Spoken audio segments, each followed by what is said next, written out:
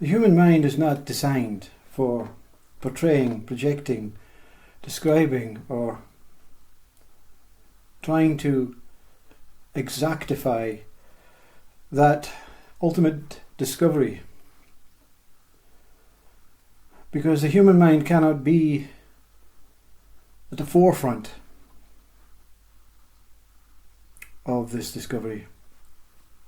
It has to be sleeking around in the background. Because the force of the discovery is far too intense, far too dynamic, far too dangerous for the mind. Mind being body also. Mind and body are one.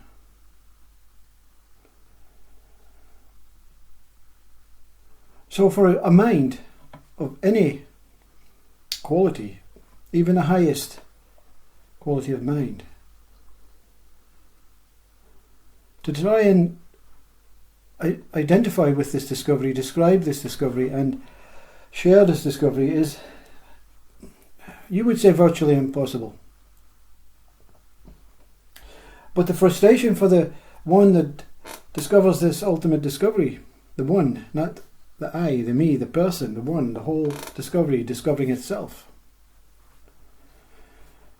It feels obligated in a life of separation, a life of individual, a life of me, you and I world, to try and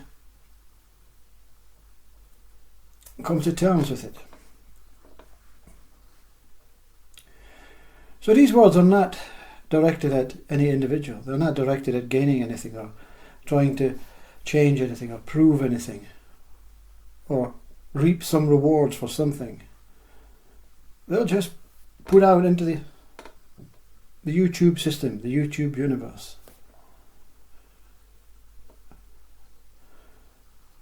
For the benefit of the one, the person, the body, the mind that is trying to come to terms with it so that it can move on.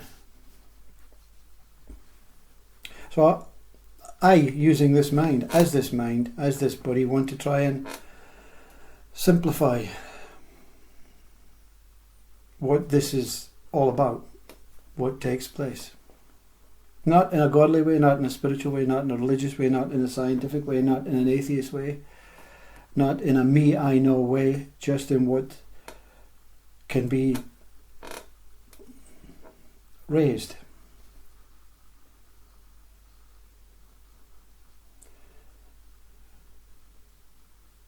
Many enlightened speakers speak about the removal of mind. Removal of mind is a cleansing, spring cleaning, get out while I polish my apartment. Or as Neem Karoli Baba says, until I cleanse the mirror of my heart, so that I can see God more clearly. Let's not speak about God. Let's speak about cleansing the mirror of the heart.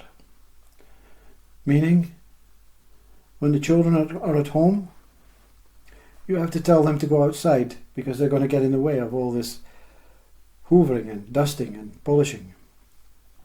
So I need my room clean. I need my room vacated, my home vacated, so that I can concentrate fully on this spring cleaning.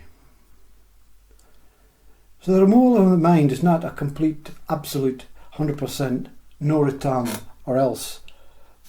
It is simply give it the mind a ticket, a vacation. Go anywhere in the world, anywhere in the universe, 5th dimension, 6th dimension, 7th dimension. Go to Paris, go to Rome, go to London, go on a boat on the lake, go anywhere, but don't stay here. So when the mind is removed, the ultimate discovery can be made. Because when you are cleaning your home and all the children have been put out and you're moving stuff around, something is, I forgot about this. This ornament that was given to you by someone many years ago, hidden behind the curtains.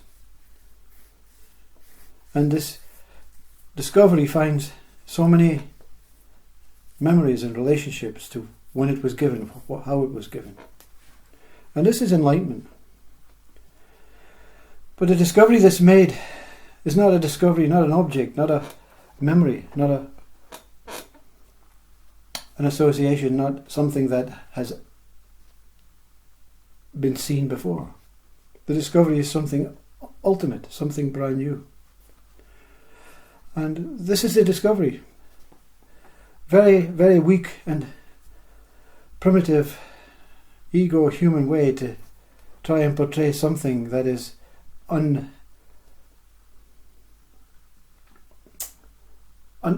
the mind is unable to understand these words. Even the human mind that belongs to this person, human form, Graham person, finds it difficult to come to terms with what this is. When the mind is gone, something is discovered. Not a planned discovery, not an intentional discovery, not an expected discovery, but something just pops out like anything else, like the vase behind the curtains. You won't find it till you open the curtains. You won't know what it is that's behind the curtains till the curtains are opened. The discovery is the known. The unknown and the known. And your mind says, well, which one are we speaking about first? The unknown and the known. The complete, total unknown. That what is absolute, foolproof unknown. And the 100% foolproof, all-inclusive known. At the very same moment.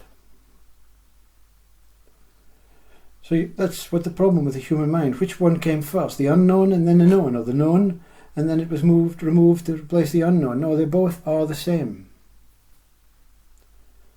Because time is a problem.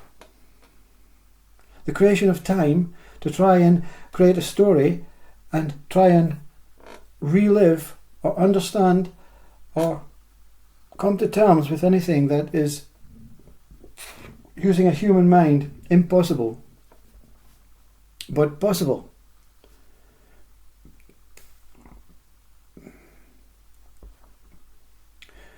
I will try and give you an example. When you were born, as a body, as a baby, as a form, when you took your first breath, when you opened your eyes, when your ears became able, when your senses suddenly operated, there's a moment of reliving. This is the moment of reliving, the only moment that ever existed, exists and will exist. But in time it appears to be happening in a moment-to-moment basis, in a time basis, in a century measured basis, in a revolutionary basis, in a moving basis. You open your eyes, just like if someone blindfolds you and they take you somewhere and you don't know where you're going. The senses don't make any sense. Sounds don't make any sense.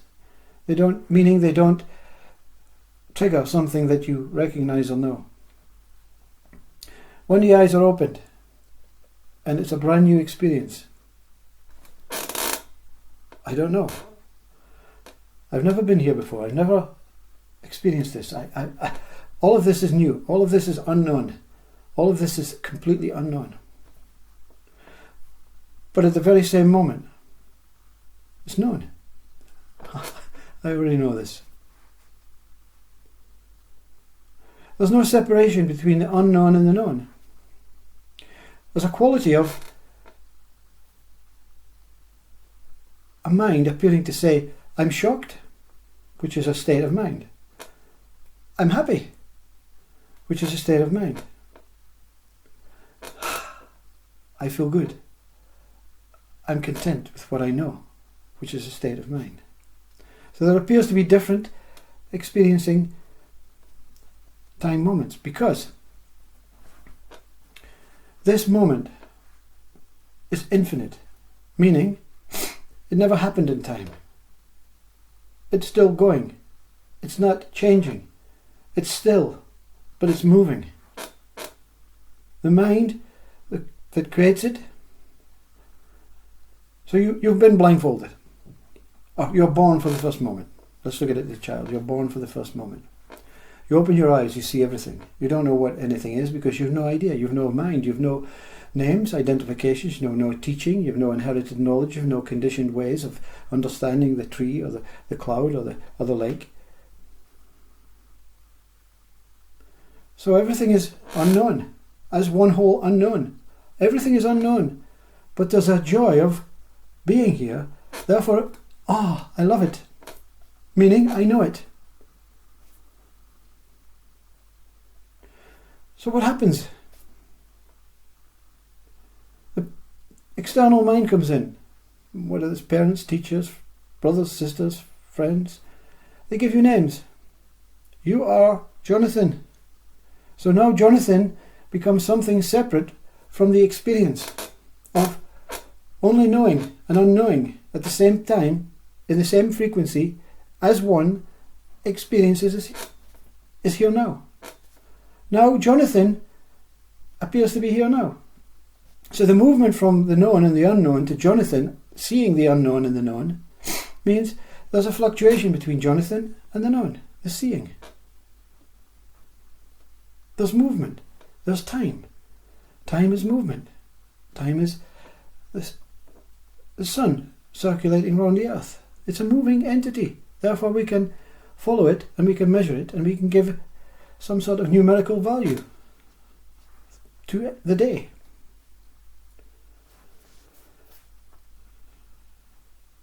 The minute the mind, external mind, comes in and says, what do you see?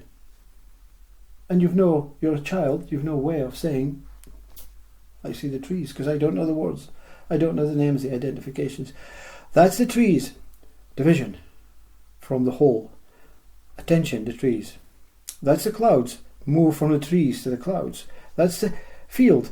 Move from the clouds to the field. That's the lake. Move from the lake, the fields to the lake. Time. Movement. Everything that happened has happened. Everything that will happen has already happened and is still happening. Everything that is not happening, but it's happening. Through a non-happening, through a division between knowing and unknowing. I don't know if this makes any sense. You see, that's the problem. One moment, you're awakened. You go into the forest. You see the trees. Well, you see the forest. It's the first time you've seen a forest. Wow, everything is. I don't know when. I don't know. The unknowing is. I have no idea what's taking place. I have no idea what is in front of me. I have no idea who I am, what I am, where I am, what the quality is, measurements, analysis. I have no associations. I've newly came into this forest. But something in the same second says, I know. I'm happy to be here. I'm alive. I exist. The mind breaks things up. The mind dissects things. So we are thinking that we have to find out all known objects, all known methods, all known practices, all known ways, all known values, all known... And we have a mind that can say, no, not that value, this value. Not that, that's a man, that's a woman. The seeing, the moment of impact in that one moment is all that took place. But through our limited human mind, we have to slow everything down. You know the vinyl that you play on the record player. You know, you play the 45 single at 33 speed. The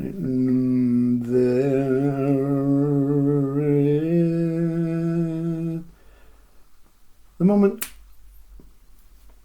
is not moving. It's like one still image, but a consciousness enshrouds it and makes it look as though it's living, it's alive. And livingness means time. Time means mind has been born. Mind being born can create names, identities, as if there's a story, as if there's something moving, as if there's something going on. It's very difficult to believe because this one moment is not in time. It's not in time. It's not out of time. It just is. It just is. And everything that happens on this is, in this presence, in this timeless time, is neither still nor moving. Still nor moving says it has to be one side. Known and unknown means there has to be a known and then an unknown, or an unknown and then a known. They both are existing as opposites but are parallel, simultaneous. It's an experience. And the mind elongates that experience through time. The universe has allowed mind to say, okay, let's slow everything down in this one moment that happened, where everything was contained within it, all infinite possibilities within it. Let's sift it out very slowly so that each person can have a share of what's taking place, but with the option to go back in time and out of time, to recollect the beginning, that moment, that impact. But no one can do it while it's masked by a mind, because there will be expectations, there will be knowledge, there will be information, and that will throw the mind into the game, and the mind will love being in the game to make assumptions, beliefs and hopes and false prophecies, false sharing. So the mind has to be exempt in this ultimate discovery. But the ultimate discovery is frustrating for a human mind, because it says there's no beginning, there's no end, there's no birth, there's no death, there's no person, there's no being, there's no soul, there's no spirit. There just is whatever it is that took place in that one moment. So you let everything unfold. You don't associate with names, identities. They exist. You can use them. The clouds are fine. They're fluffy white things. That's okay. But they're not important. There's nothing important. And there's nothing not important. When you say that's important and that's not important, you're dividing, you're separating, you're segmenting the two things. When you say all is as it is, and the next one says, what do you mean, important or non-important? Whatever you say, as it is. Whatever it is as it is. That's the discovery. What a discovery for the enlightened being, to know that there's no beginning, no end, no fear, no beliefs, no hopes, none of this is taking place, and that whatever is taking place is absolutely out of your hands. In every aspect, in every moment, in every day. But for the mind, so what? So what if I have to follow a path? Well, go ahead, follow a path. Go ahead. It's okay. This one followed a path until the path ended. Mind is the path. Mind takes you on many paths. Many paths. Billions of paths everywhere. In time. And there's nothing wrong with following the mind and following these paths and being the mind and thinking you're the person and thinking you're the body and loving the life and thinking there's a beginning and an end. That's okay. Because it's not going to make any difference to what's taking place. But it's going to make a difference to that what experiences that what is taking place. The difference is it's unknown and known, and it's beautiful and ugly. But none of these two can describe what it truly is. So therefore the known and the unknown goes and is replaced by that what is silent. The only way you can share this with anything or anyone is to remain silent, pure, and not take any sides. And everyone will feel uncomfortable in your presence when you don't err for the side of peace on war. You don't err for the side of good on bad. But you're not refusing the sides. You're ignorant that sides exist, because sides will take you to a side, take you to another life, another samsara way of remaining here. But that's only an idea, that's a concept, that's a mind-based experience from this one. I prefer removing the known and the unknown as one, and let everything become as one. And then one is all there is that exists. And in this one, many ones can reap the benefits. This is teaching. To remove that what obstructs the peace and the harmony and the freedom and the joy and the bliss by removing a mind that is suspect. In both ways it's suspect. In the good ways and the bad ways it's suspect. But when it's called back in, once the ultimate discovery has been made, it celebrates, it rejoices, and it gives the body itself 7 years of absolute, incredible Sat, Chit, Ananda bliss. And when it goes, the mind stays, watching, witnessing, observing, to make sure that the sides don't appear again. And if they do, there's no association, no attachment, no connection, no need, no desires to follow a particular side. So, when you vote,